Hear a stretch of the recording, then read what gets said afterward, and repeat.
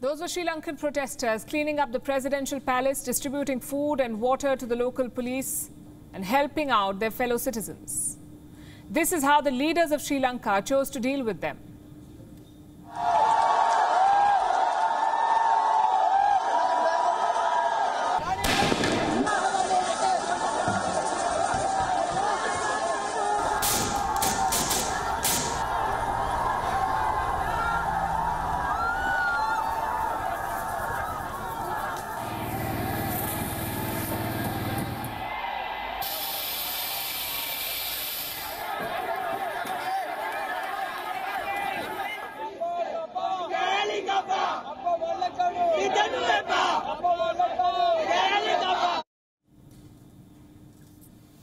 Yes, water cannons and tear gas. This happened outside the office of the Sri Lankan Prime Minister. President Gotabaya Rajapaksa has quit. That's what the Speaker of Sri Lanka now claims. But Rajapaksa is yet to officially submit his resignation. The Speaker says he'll get the letter soon. The President fled from Sri Lanka last night, leaving behind a country in ruins. Rajapaksa's escape has led to more chaos. Our correspondent, Dasuni Atauda, has been tracking these protests. She was near the Prime Minister's office when tear gas was fired.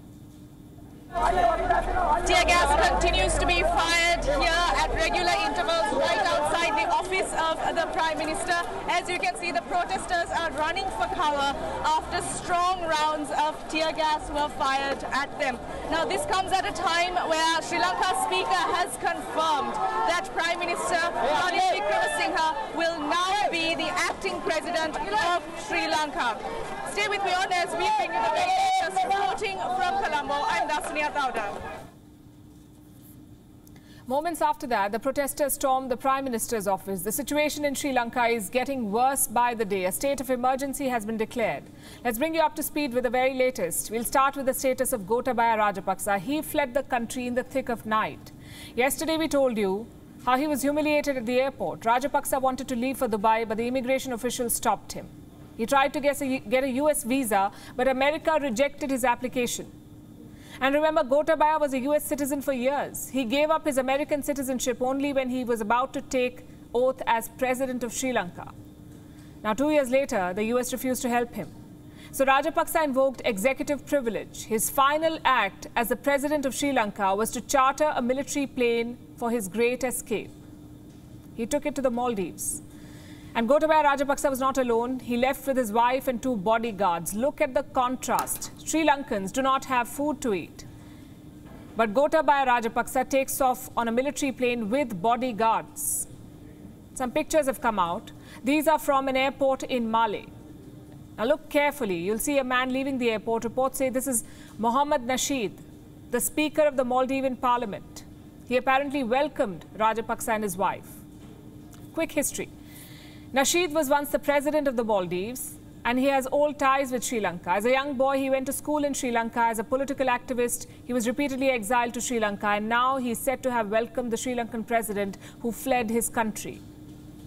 Even in the Maldives, Rajapaksa faced protests. They broke out soon after he arrived in the country. These protesters came with Sri Lankan flags. They did not want Rajapaksa taking refuge in the Maldives. But the Maldives is not his final stop. He intends to take another flight. Reports say Gotabaya Rajapaksa wants to go to Singapore. He will seek asylum there. And his escape has made Sri Lankans more angry. The crowds in Colombo continue to get bigger. Today, the Prime Minister's office was stormed. The police resorted to extreme means to stop these people. There was tear gas and water cannons, but the protesters still managed to overpower the police.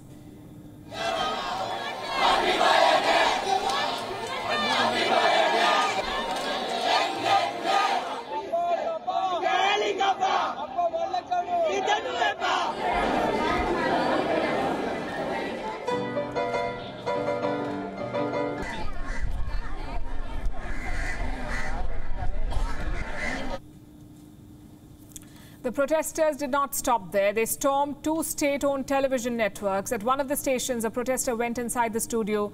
He had a message for Sri Lanka's politicians and the press.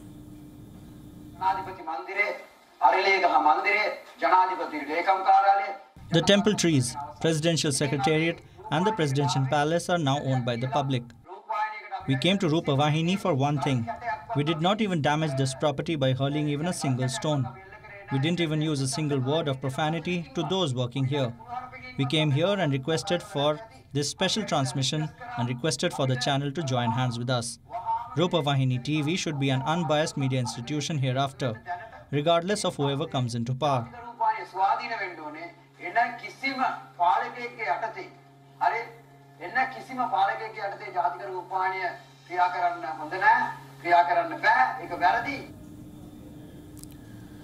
The protesters did not spare even the pro-Rajapaksa media outlets. They're standing up to the politicians.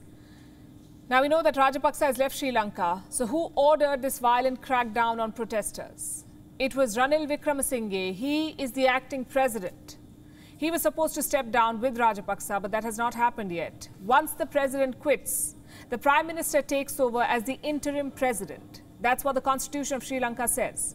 The lawmakers then vote for a new president in Parliament. So Wickremesinghe will stay on until the transition is complete. Remember, all these weeks, he kept saying that the protest is okay. But the moment he took over as president, he gave orders to Sri Lanka's military. He wants them to, quote-unquote, do what's necessary to restore order. Later, Wickremesinghe delivered an address to the nation. He said fascists are trying to take over the government.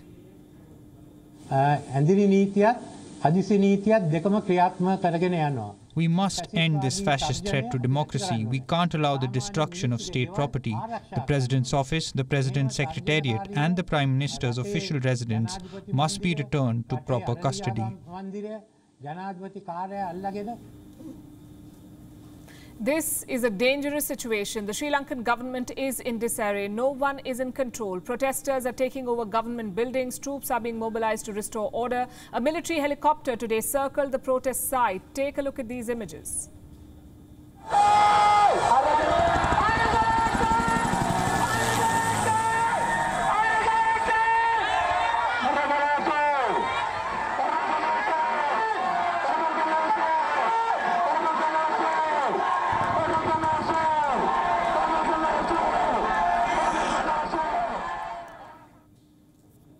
The days ahead will not be easy for Sri Lanka. Unity government will take charge soon. They will inherit a country in chaos.